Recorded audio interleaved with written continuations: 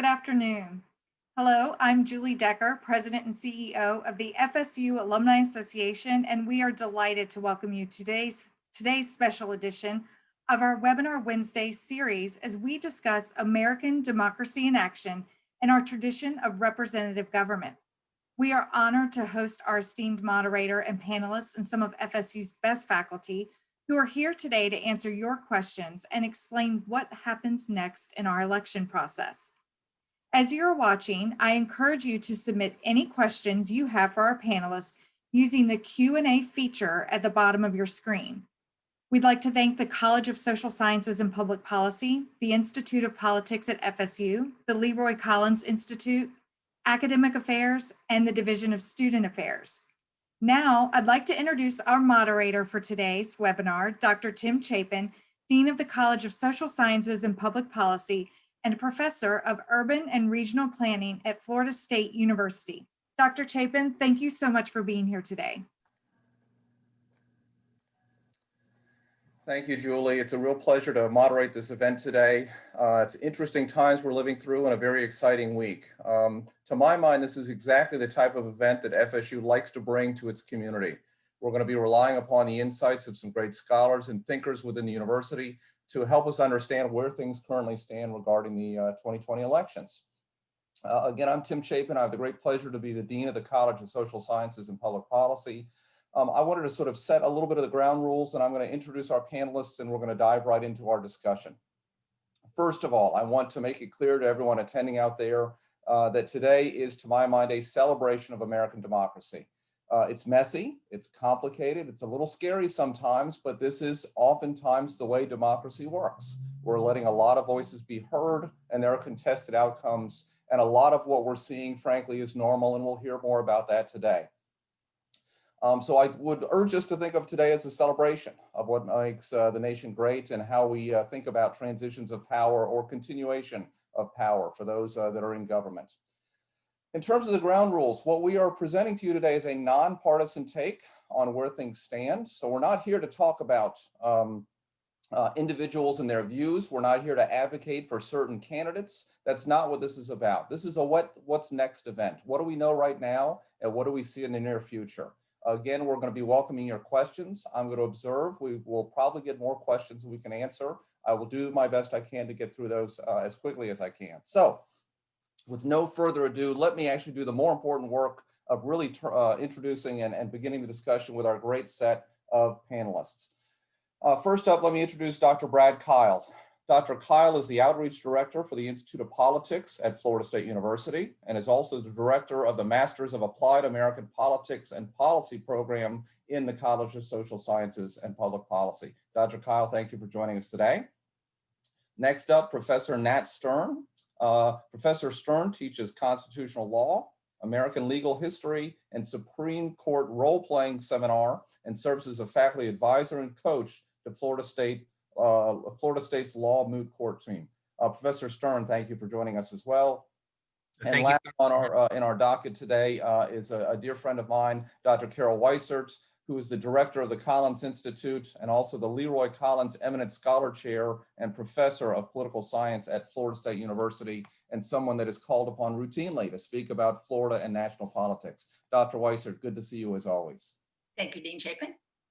So let's start with sort of where things stand. And Dr. Weissert, I'm going to turn to you first. Can you talk about sort of where things stand with sort of the national elections? And then I'm going to see if Dr. Keil and Professor Stern might want to chime in. But on the national front, where do things stand right now? Sure, I want to get to that in a minute, but I wanted to follow up on one thing that you said, Dean Chapin, and that is about democracy. And just to point out that it looks like turnout is going to be a record high. Our estimate at this point is that 160 million people have voted in this election, which if it sounds like people are still going through the records, but it's going to be the highest since like the 1900s. So I think this was really where we get into some of the details, keep in mind that a lot of people voted, and that is good. All right, so the presidency, I checked about 15 minutes ago, says as of 15 minutes ago, the electoral count was 227 for Biden, 213 for Trump. but there's 7 states that are uncalled at the moment. We should know about 4 of those states, North Carolina, Georgia, Arizona, and Wisconsin. We should know by the end of the day today. But 3 others, Pennsylvania, Nevada, Michigan, are going to be a little bit later. Now, it's not anything nefarious going on here. It's not because you're trying to go out and find votes or steal votes. The simple fact is it's state law. In the state of Florida, we have a state law that allows our county supervisor of elections to count the ballots early. They don't have to wait till election day. And if you voted earlier, you voted by mail, as I did, you could check and you could see that my vote was counted about 3.5 weeks ago. And so therefore, yes, last night, well, Florida was the first battleground state to be called at 12:36. So I think that's important to know that it all relates to state law and it all relates to how they're counting. In Pennsylvania and in Michigan, they have state laws that prohibit them from counting early, and Nevada is just apparently always slow. I don't know exactly why Nevada is slow, but everybody knows Nevada is slow. So this may be uncomfortable for us, but it's nothing that is to be alarmed about. So we should know, we'll have a better sense at the end of the day, but we probably won't have the whole count in for a couple of more days. It was a, I was going to say bad night for the Democrats in the Senate. And I think the Democrats were hoping they would do better in the Senate. They actually netted 1 seat. They added 2 seats. They took a seat in Arizona and Colorado, but they lost a seat in Alabama. So unless things change dramatically, it looks like that there will be no change in the Senate makeup, that the Republicans will keep the Senate.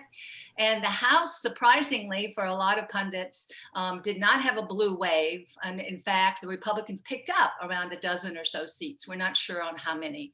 So we do know that whoever the president is, that president, he will be looking at probably a Republican Senate and a Democratic House.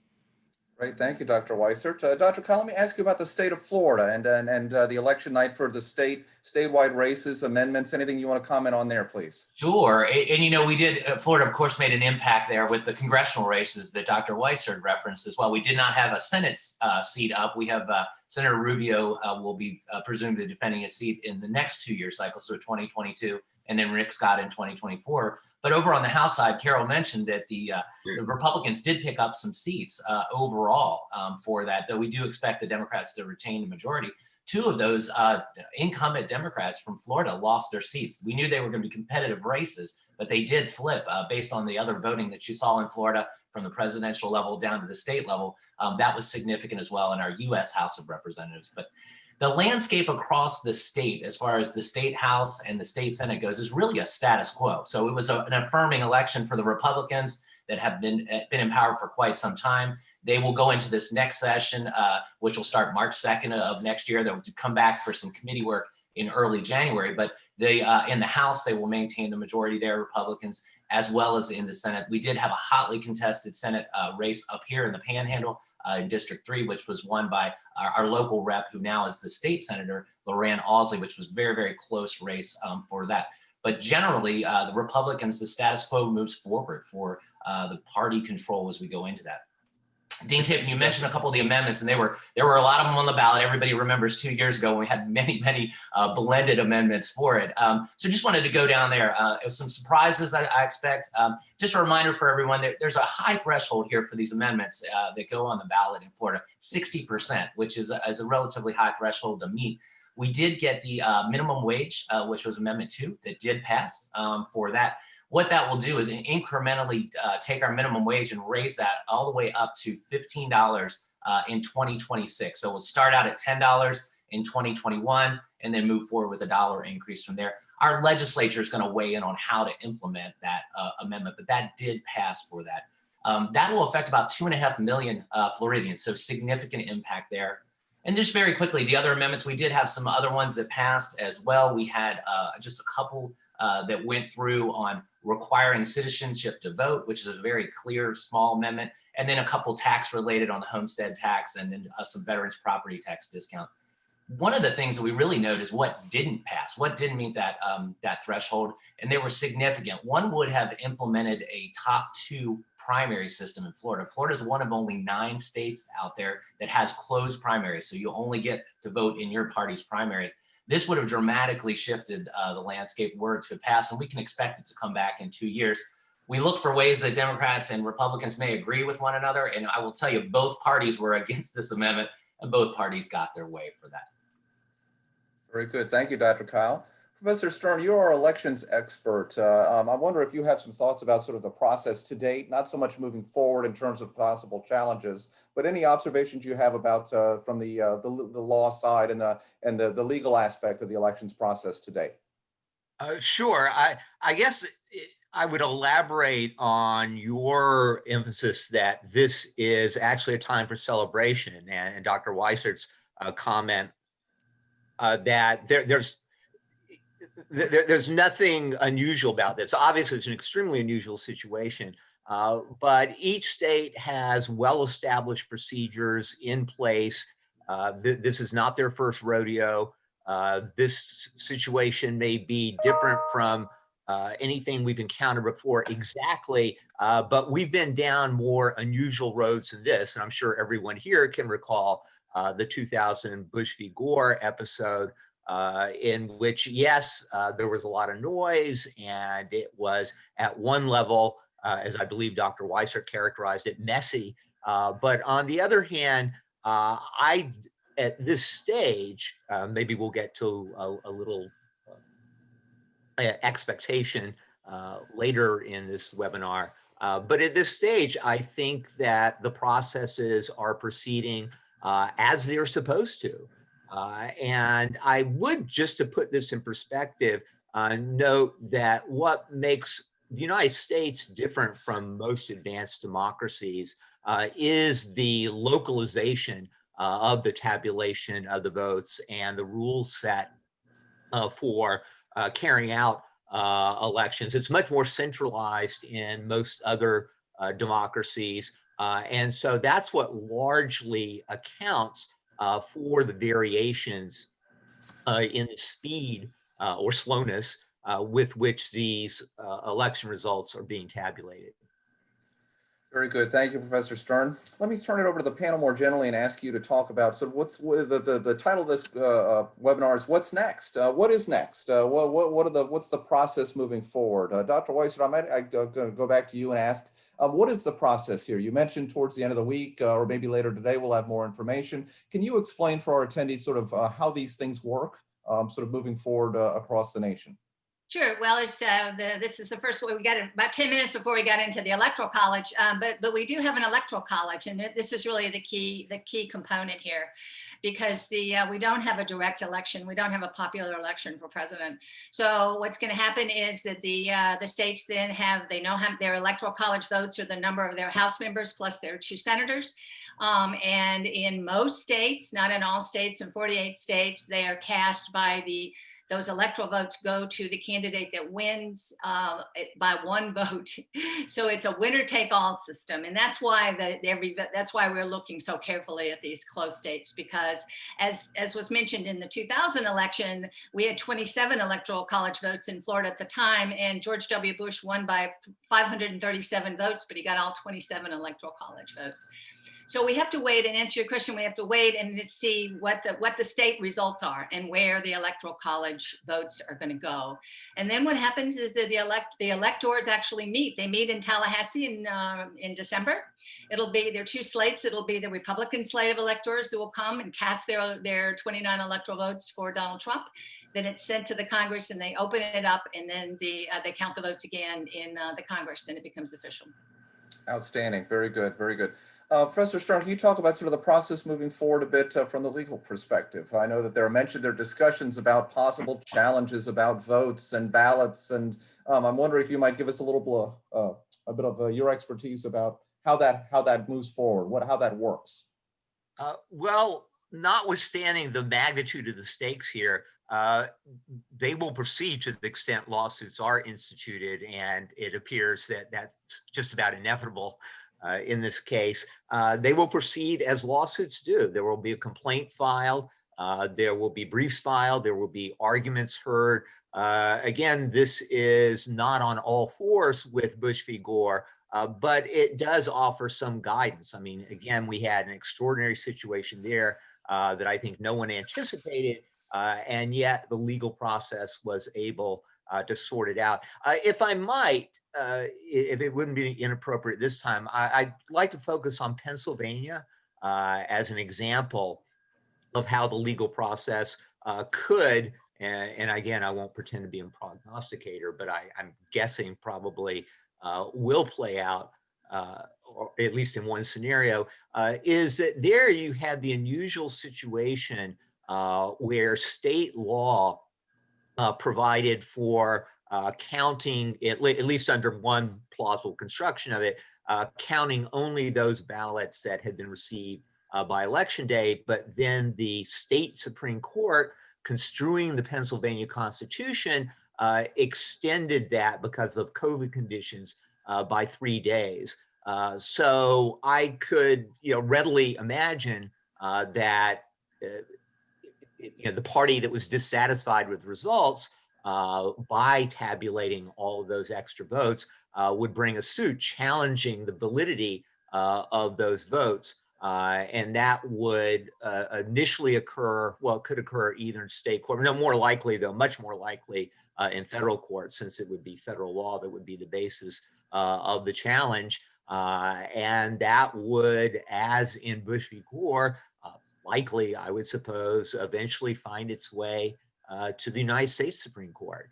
But again, not to belabor the point, but to place in perspective what you and Dr. Weissert said at the outside, as extraordinary as the circumstances are, the legal machinery is in place to process it.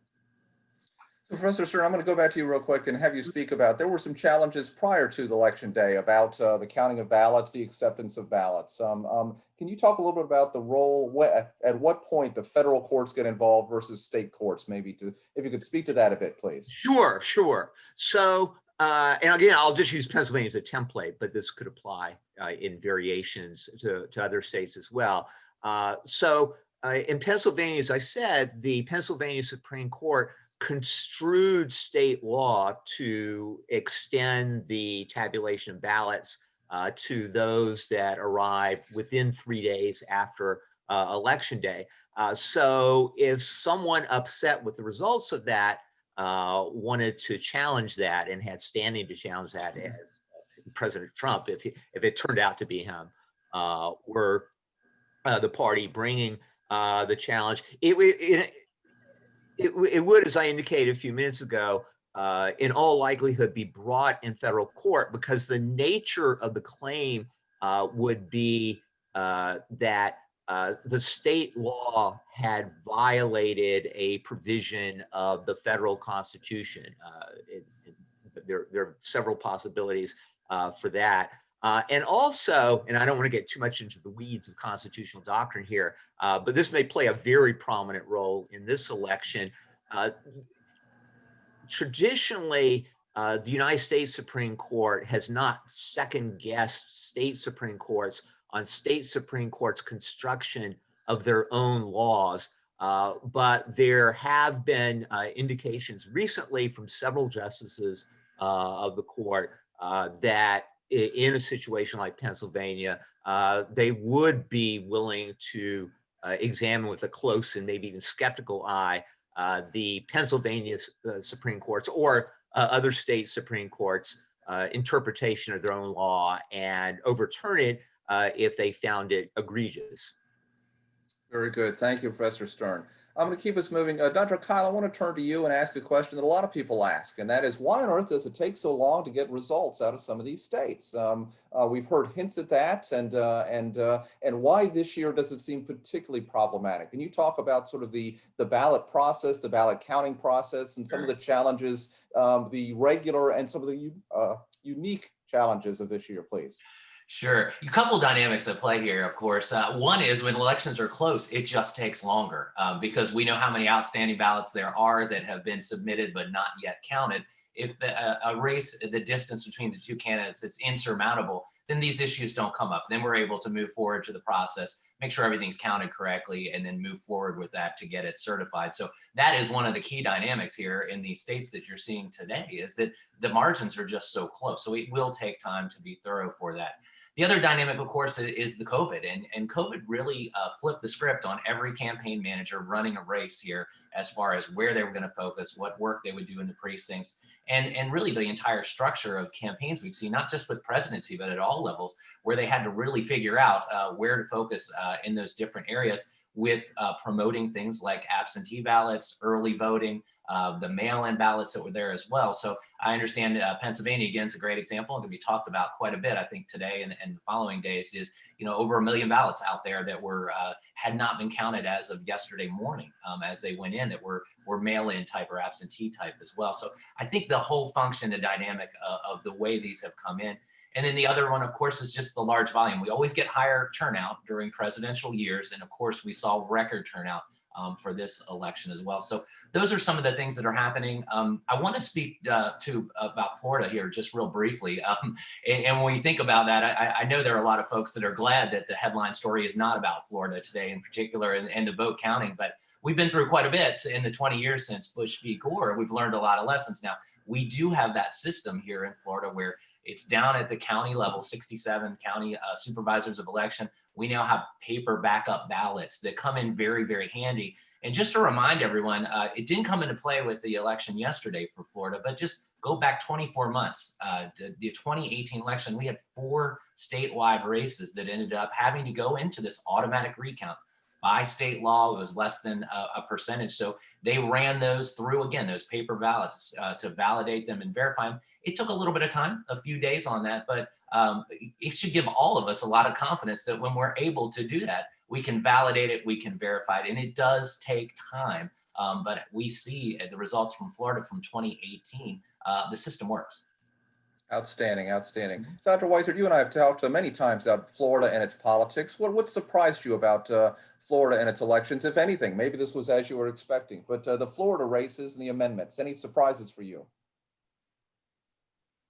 I was pleasantly surprised that Florida is as Dr. Kyle mentioned, did such a good job with their elections. I think we need to highlight that. And I don't think we're going to see any headlines in the New York Times that said Florida did it right, because we always see about the problems with Florida did wrong.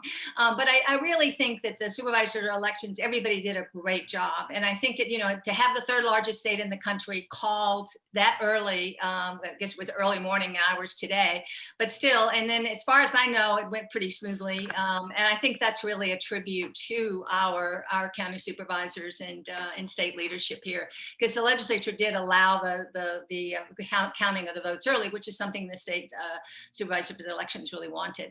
I was surprised. I was surprised actually at that President Trump won by 3%, because in the 2016 election he won by 1%. So it was a substantial increase in his vote. I think the Hispanic vote was very important in Florida. That was to be expected. I think it didn't go as well for the Democrats as maybe a lot of the pundits thought it was going to go for. And another thing that I've noted from the exit polls that I've really been interested in is white women. Actually, white women really supported Trump big time, and that surprised me. Very good, very good. Thank you, thank you. Dr. Kyle, what about you? What else surprised you, if anything, about the Florida results? Yeah, I'm going to stay with Florida as well. And I suppose when we look at it, we shouldn't necessarily be that surprised, because we were getting at the Institute of Politics talking with a lot of folks that were on the ground, particularly for the Republican Party. And they were signaling very clearly that the down ballot races, so the state house, the state Senate races, even down to the county commission rate, they really felt comfortable with the ground game that they felt was good, was going to come through. So we know polling had it within the statistical margin for Florida. Almost every large poll had it within that statistical margin. But really, to Carol, that 3% was surprising in that Again, 8.1 million votes were cast in 2018 in Florida, an off presidential year. And we had 4 of those races within a fraction of a percent. One of the races was 4,000 votes out of 8.1 million. Our Senate race was just around 10,000, gubernatorial 40,000. So it sort of made your head scratch in 2018 how close it was. And then we fast forward to 2020 and you almost expect it to be razor thin. And again, and it wasn't. It was convincing. And again, what we are hearing from the ground sources, both Republican and Democrat, they really attribute it to those down ballot races and the ability for Republicans, as they have for these state legislative races, to really get the turnout going in their favor. Outstanding, outstanding. Professor Stern, I want to turn to you and see if there were surprises you saw either in the results or in the process that you wanted to speak to. Well, I would defer to my colleagues on the results because they're the ones who are much more politically sophisticated than I am. I can't say that there were surprises in the process outside of some of these unexpected results. I mean, obviously, there was a huge gap between the prognostications of most pollsters and the outcomes, however this is ultimately resolved in these individual states. So I don't think that there are any legal proceedings either brought or anticipated that would fall outside the realm of what we might expect under these circumstances. Very good. Well, let's talk about those polls. There's a lot of talk beforehand, and there were a lot of sort of signals. I'm a big 538.com person myself, and I've always enjoyed Nate Silver's work. Dr. Kyle, let me turn to you. We did a poll for the IOP, for example. What about these polls? How do they work, first of all? Talk to us about that, because a lot of people don't understand how polls work. And let's talk about, a lot of people talk about what went wrong. And I'm going to raise the question, did things go wrong? So Dr. Kyle, talk to us about polls a little bit first. And then Dr. Weissert, I'm going to turn to you to speak to that as well, please. Sure. One of the things we have to, as consumers of polls, and like you, Dean Chapin, I got near obsessive here as the weeks came closer to this election. But one thing we have to keep in mind here, this is an effort to try to capture something that is dynamic and that is moving and is really difficult to capture. We talked about the dynamic here of early voting, mail-in voting, those types of things. So it made the pollster's job even more difficult this time around. What I would say, and I think you'll hear a lot of this, we certainly heard this in 2016 of how the pollsters just blew it, right? They were so far off on everything they've done. And I would step back as a consumer of a poll and say, well, what am I really reading here when I read this? Let me take a look at this margin of error of plus or minus 3%. And so what we know from a statistical standpoint, of course, is that, we showed in our IOP poll, which was very consistent with other polls of Florida, that Biden had a 2-point advantage, but that was within the statistical margin of error. So really, when we consume that poll, we say there's no difference. We say there's no statistical difference between them. So we have to be very careful. And certainly a lot of the polls, I think that may have quote unquote misled people are those ones that talk about the race tightening or closing in those days that they're unfolding. And that's just not the correct way to read a poll like that. These are static. They're in the field for a certain period of time, and then they pull them out. So, this notion that there's some change that these polls might pick up over time, we have to be very, very cautious about that. So I would say that most of the polling that you're going to look at for this will find pretty high levels of consistency. We know these states that are still haven't been called yet, things are so close. And I'm not sure what kind of poll could really capture those razor thin margins for that. And lastly, I want to say to everyone, if you're looking to learn more about this, about polling and this election forecasting, visit our website, iopfsu.com. We have a couple events coming up here in a few weeks. We've got experts that are going to do just this. They're going to go back and track these models for election forecasting, talk about the polling, get underneath it, and certainly talk about the things that went right and the things that went wrong on this. And this is a constant thing for pollsters to try to get better and better with it. So jury's still out, I think, from last night on how well some of these polls have done. But I think as a consumer of them, I feel relatively satisfied that they were telling us the story, and that was it's going to be really, really close. Dr. Weissert, what say you on polls? There's you and I, please. Yeah, I've always been a big fan of polls, and I defended the 2016 polls because the national polls were pretty right on. The state polls were the ones that were really were off last time. And we know from the 2016 election that a lot of people decided late in that election. So in the 2016 election, there were a number of people who just couldn't make up their mind. Actually, it was because both candidates were like the most disliked candidates ever in our ability to trace that sort of thing. But then in this race was very different, right? Because there were very few people that hadn't made up their minds in this race. It was all about getting people out. So, and the other thing that happened is the pollsters really tried to make better adjustments on their state polls. And the problem is that they take a very small number of people and then they adjust it for the categories those people are in, and then they try to make these broad things from this. So I think that's one of the most disappointing things in this election was how bad the polls were. And it wasn't just in one poll, it was kind of the trends of the polls. So I think that one of the things, in addition to the Democrats kind of figuring out what went wrong, I think the pollsters are really going to have to get together and figure out what went wrong. A lot of people think it was maybe Trump voters that didn't want to admit they were Trump voters, but I'm not impressed by that because I've seen the truck trains and everything else. It just doesn't seem to me that that's what's going on here. But I think there will be a lot of effort in political science and elsewhere to really look at these polls and try to figure out what went wrong, because this is a second major embarrassment. Very good, very good. I want to remind our attendees, we welcome questions via the Q&A feature there. We actually have our first question from Bill Williamson, and I'm going to ask Professor Stern maybe to speak to this first, but I'm going to open it up to Dr. Kyle and Dr. Weissert as well. Do you see the electoral process being eliminated, electoral college process, I'm assuming, in the future, and relying strictly on the popular vote? I know there's a lot of discussion that when a candidate wins the popular vote but loses the electoral college, how is this democracy? Can you speak to that, please, Professor Stern? Sure. I won't speak to the merits of abolition or retention of the Electoral College, but just to answer the first part of the question first, no, I don't anticipate a change. And the reason is that such a change would require a constitutional amendment, which would require approval by 3/4 of the states. And I just don't see that happening because there are states that, in a sense, wield disproportionate impact on the outcome of elections. Again, without getting too much into the details, under the formula of the Electoral College, states with smaller populations are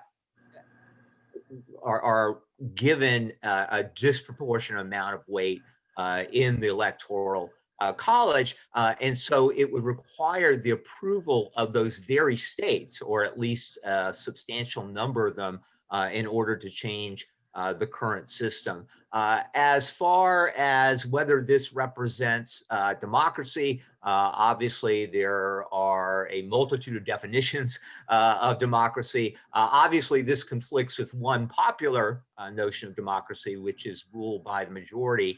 But again, in part because of that phenomenon that I just mentioned, the disproportionate impact of smaller states in population on the outcome, that is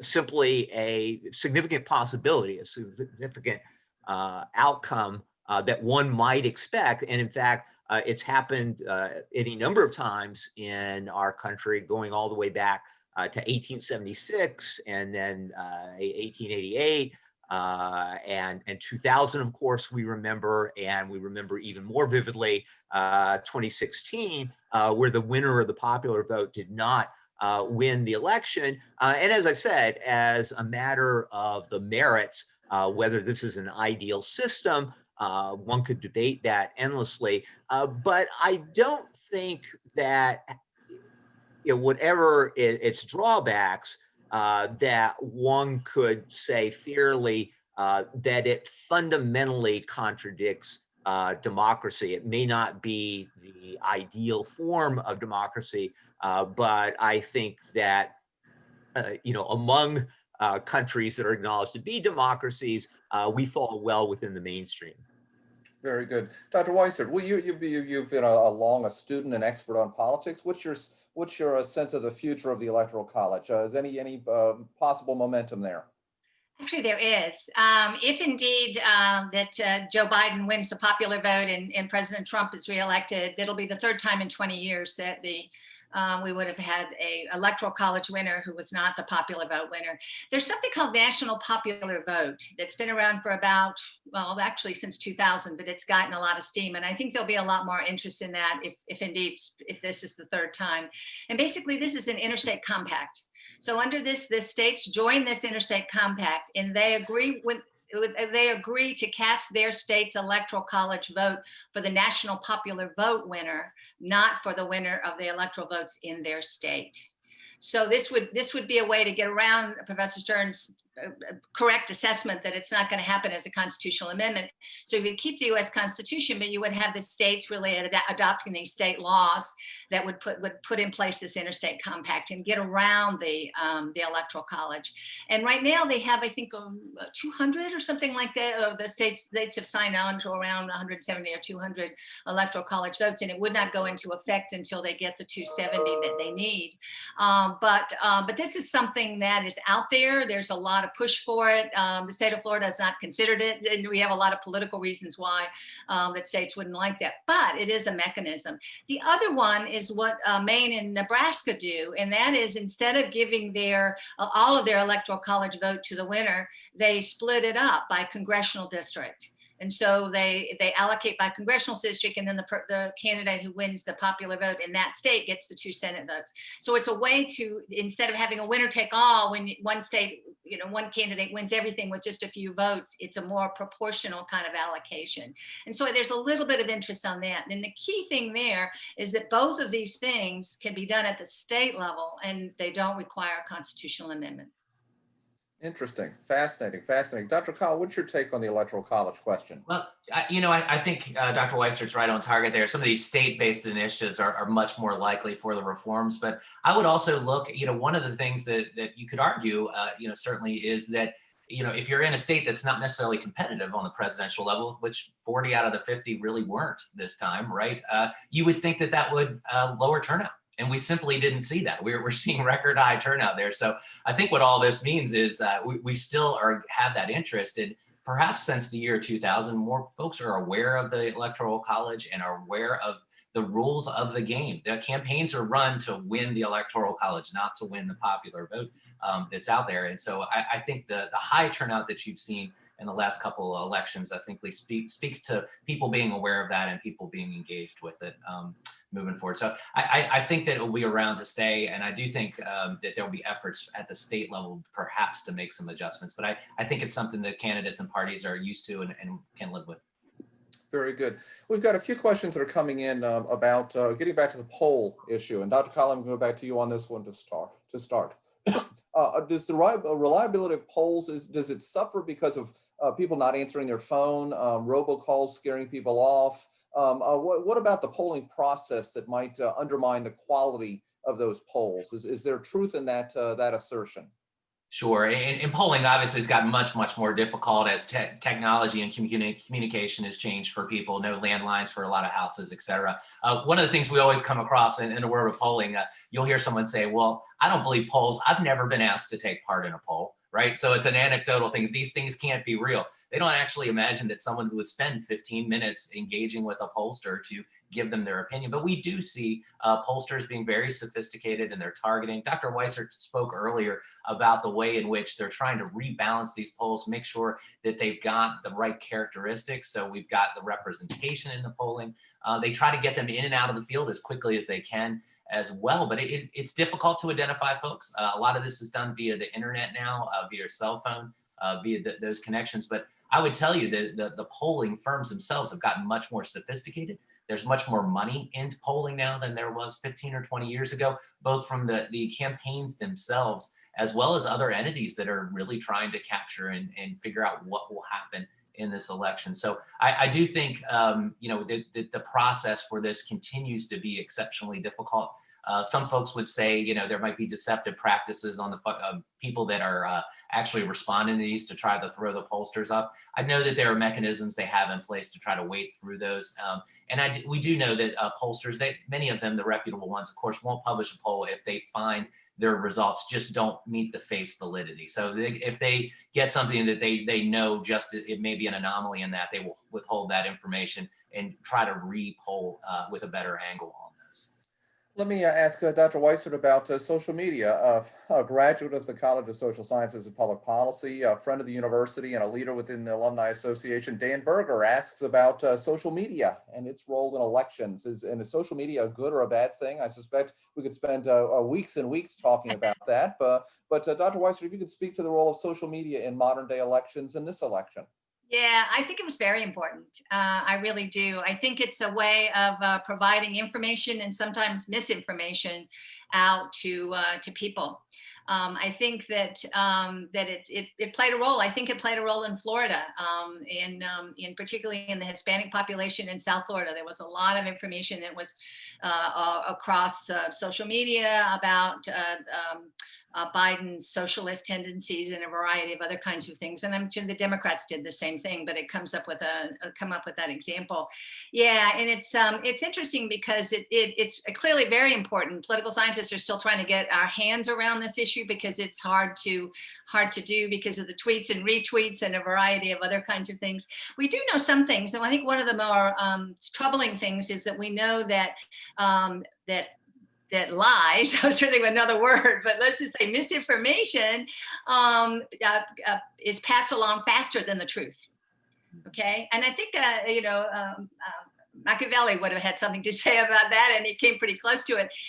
He was a great political theorist, but the point is that, yeah, we like it, you know. I mean, the more scandalous something is, we're more likely to read it than if it's just more sort of nuanced truth. And so I think that's the real problem with social media. There are good things that go along with it. Our students really use social media, and that's how they communicate. But I really worry about the fact that there is a lot of misinformation, and the evidence we do have is that the more scandalous stuff really passes the fastest. And then when you read it over and over and over, you're more likely to believe it. Sure, and although that's not, we've seen that with other media as well. Newspapers, the headline "All is well" tends not to sell very well, whereas the scandalous headline, we see a big sale in newspapers. So, Professor Stern, I'm going to take us a different direction. We received a question in advance of the meeting asking about the role of the Supreme Court and at what stage they might get involved. And the question revolves around how does the Supreme Court base its decisions, or how is it supposed to base decisions involved in state election law, in ballots, and some of the questions that might come before it in the case of this election. So what's the role of the Supreme Court and how do they do their work?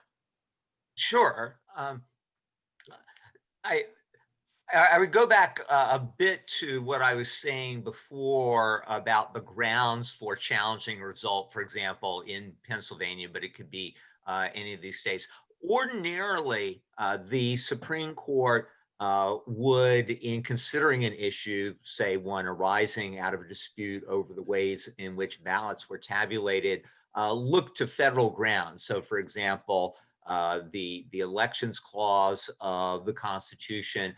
There are provisions in Article 2 of the Constitution governing how presidents specifically are elected, but they would also possibly, and it's quite conceivable under present circumstances, look to broader principles that are promulgated in the Constitution, like the guarantee of equal protection of the laws, the guarantee of due process.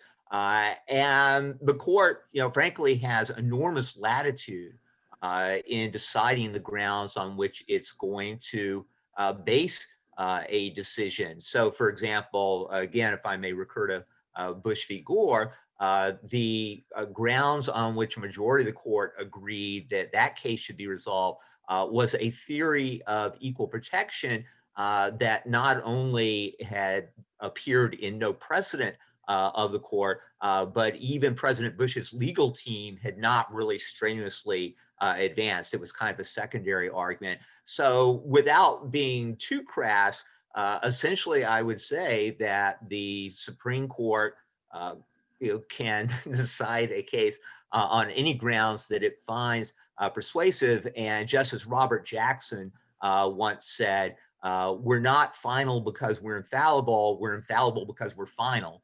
And so if you want the most realistic take on that topic, I think that's it. Beautifully said. Love that. I'm going to borrow that for my dean's job. So Sure. that's a great bumper sticker there, Professor Stern. Thank you.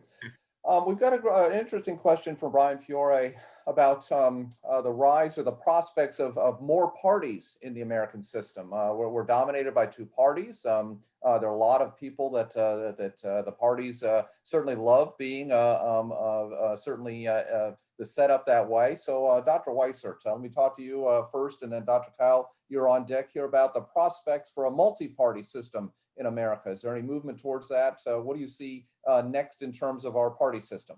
No. Okay, Dr. Kyle. Okay, let Dr. Weissert say a little No, bit there's more, nothing. please. Well, it's just, again, part of our system is that, we have these 50 states and these subdivisions within these states that run this system, and the 50 states determine, they define third party, what's a third party, and they define how the third party can be put on the ballot. And so if you're a third party candidate, you can't just announce, well, I guess you can, but you're not going to be very successful if you just announce. You have to have setups in all 50 states to make sure that you're on the ballot in all 50 states. And it makes it very hard to do. You need a lot of money and you need a lot of organization. Ross Perot, some of you may remember Ross Perot in the 90s, but he had a lot of money and a lot of organization. He was really the last sort of successful, I would say, third party candidate.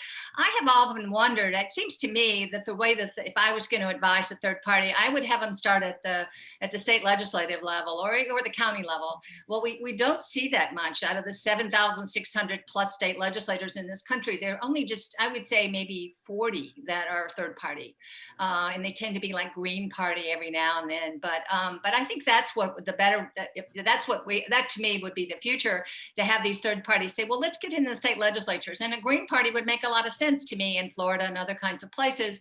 Run on that party and then build your way from up, because I think the top down is going to be very, very difficult. Interesting. Dr. Kyle, what's your take on the third or more party option? And I would concur with Dr. Weissert. We will see, I think, some movement, and this will be one of the consequences, I think, of a tightly contested election. You will see some movement for this at the state level, perhaps.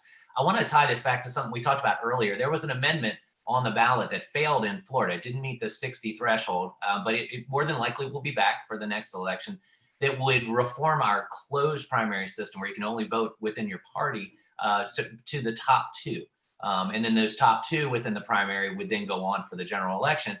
Again, we mentioned both Republicans and Democratic Party were against it. Why are they against it? Because they see this as a potential threat. And so you could see through a mechanism like that a third party candidate potentially could get in the top two in that type of a scenario in the primary. But under the current system, there's really not a way, at least in Florida, the way we're structured with a closed primary, for them to vote.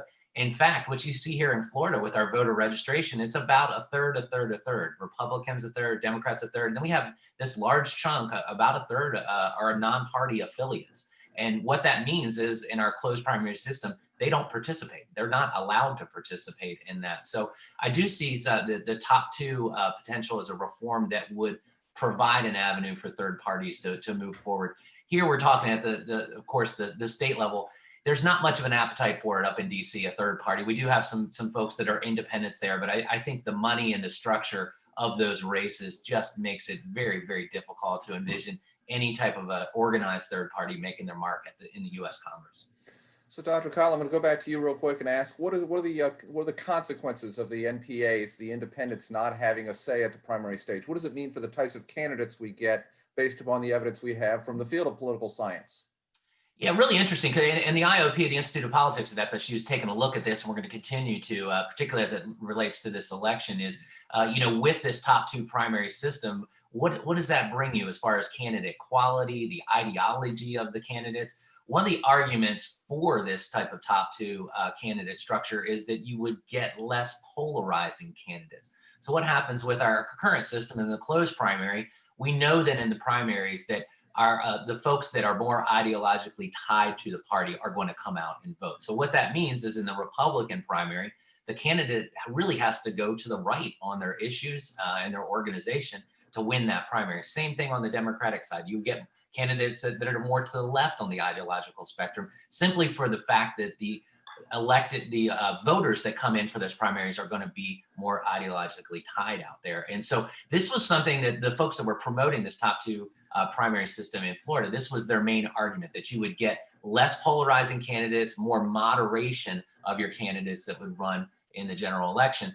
The other thing that we looked at this as well, and there's states like California that have this top two system with an open primary, is diversity of candidates, both on all types of characteristics, gender, everything else. And there's mixed evidence at this point. We simply don't know where that would lead. There is some thinking there that is reasonable, that would think that this could produce more diversity for our candidates yet, but we just simply haven't seen it at this point. Professor Stern, you look like you want to chime in on this. Actually was on an earlier comment by Dr. Weissert. I just want to concur particularly with her observation that forming a third party, or at least a successful third party at the national level, is exceedingly difficult. And what I wanted to add specifically is that our winner-take-all system really discourages third parties. That is to say, as has been noted earlier, that under the system as structured, if you win a particular state in the Electoral College by one vote, you grab all of the electoral votes of that state. And so it's really hard for a third party to get launched, because it may say take 30% of the votes in a particular state, and yet receive no representation at all, or and of course receive no credit, as it were, in the Electoral College. So I think there is a very powerful structural impediment to third parties, or at least getting them started, as Dr. Weissert said, at the national level. Very good, very good. We've got two great questions, one from Adam Kramerow and another from Jessica Washington, asking about faithless electors. Professor Stern, I'm going to go back to you to talk a little bit about what that means, first of all, and then and whether or not whether or not we see that happen, and what we think about in this case. No, absolutely. So the framers in establishing the Constitution contemplated that the Electoral College would consist of these people, these electors, who would actually exercise some independent judgment in deciding who was going to be president. But then very quickly, our political system devolved into a two-party system, and states began essentially committing all of their electoral votes to the winner within that state, as was observed earlier, I think by both Dr.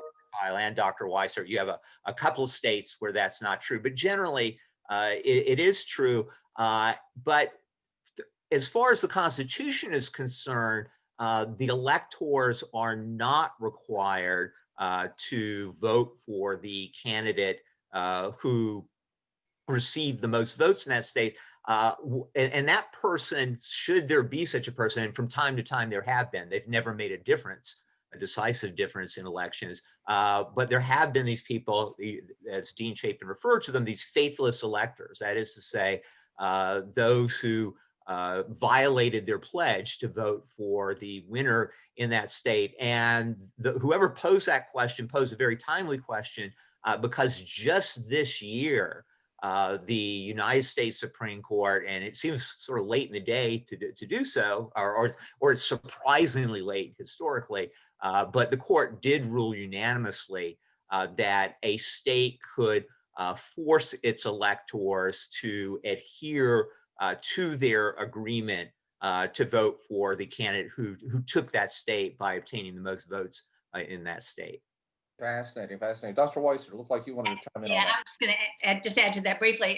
And there are a lot of states that do have laws against these faithless electors. I like to call them Hamiltonian electors, because it was Alexander Hamilton who really thought that we electors had to be these smart people that would look at the best will of the state.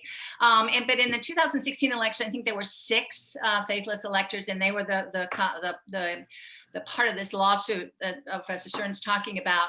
And the states that were involved in the lawsuit actually punished the people. Well, they would either substitute the person or they would fine the person, fine the faithless elector.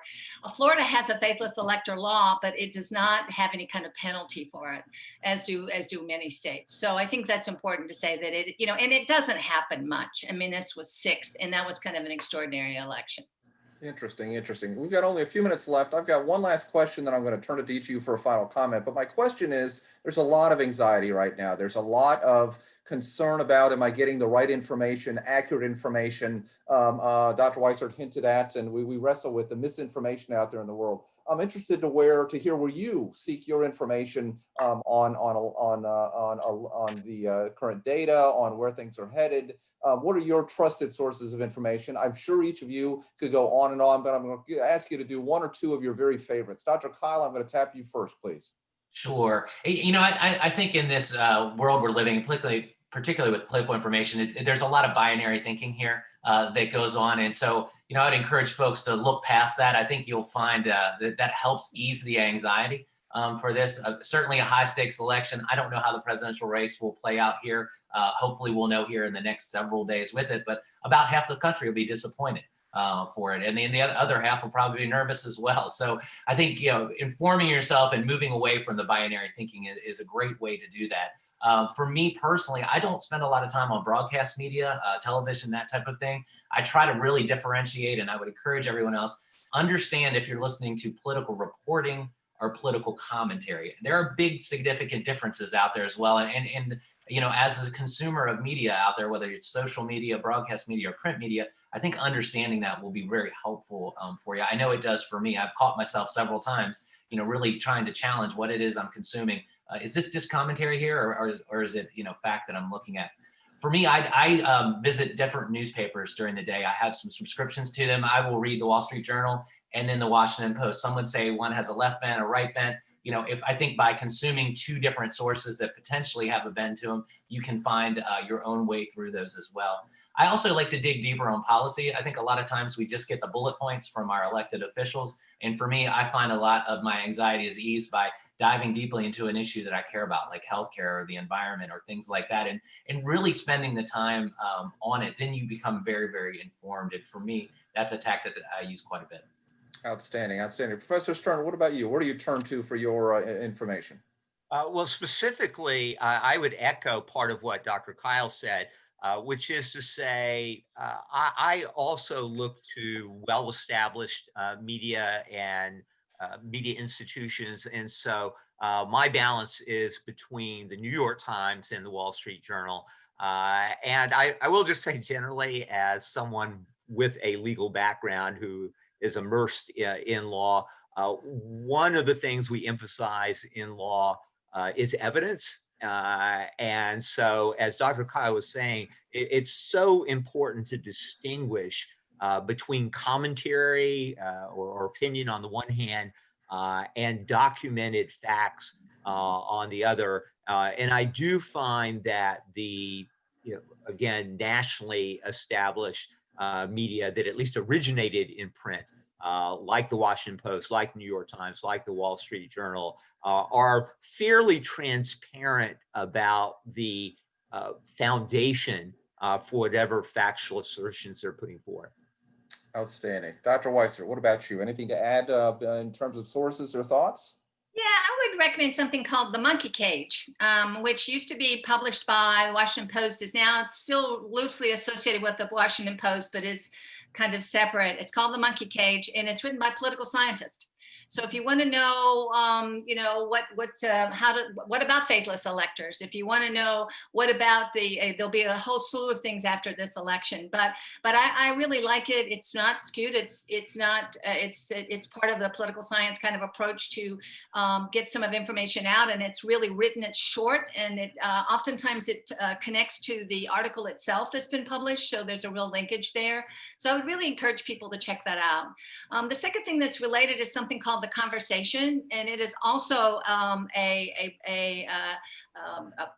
program. It's an amalgamation of just some interesting kind of stories, some interesting kind of research. It's less political scientists, but it's also really interesting. And it also it's not the sort of media per se, but it's sort of smart people providing their information. Outstanding. The Conversation is something FSU is a partner with. We have many faculty that have published pieces there. It's evidence-based policy analysis and news, essentially. So wonderful. I'm going to give you each a minute to sort of offer any final thoughts. Dr. Kyle, any sort of anything else you wanted to share that we didn't get to today, or anything on your mind, please? Well, I would say we are where we thought we would be. When we looked at this and set the date, we said, hey, there's probably going to be lots of unknowns. So unsurprisingly, we're still out there and in flux with how this election will turn. But I think I take great comfort, particularly with what happened here in Florida, as far as the system, the turnout. Well, something we didn't talk about on today's panel, but very, very important, is that there was a lot of peaceful voting that went on, particularly yesterday and the times before. I think a lot of us had anxiety about potential incidents and things like that. And so I take a lot of solace in that. And I sit here really excited about what might happen next. We don't know where this is going to twist and turn. And really watching our democracy in action is something, this is a great time to be alive. And this will be an election, I think, I know myself, I'll remember it for the rest of my life, the feelings I had, how this all plays out and what the next steps are. But to be sure, in January, we'll see the new Congress. There'll be an inauguration on January 20th, and we'll keep marching forward. Beautifully said. Professor Stern. I'll end where you began, which is to say that I think that this is a cause for celebration and not a time for anxiety. The system was built to deal with these kinds of issues. We as a nation have been through, as hard as it might be for younger people to imagine, through more challenging elections, I think. And, you can go all the way back historically to 1864, when an election was conducted peacefully and in an orderly fashion in the midst of the worst crisis in our nation's history, the Civil War.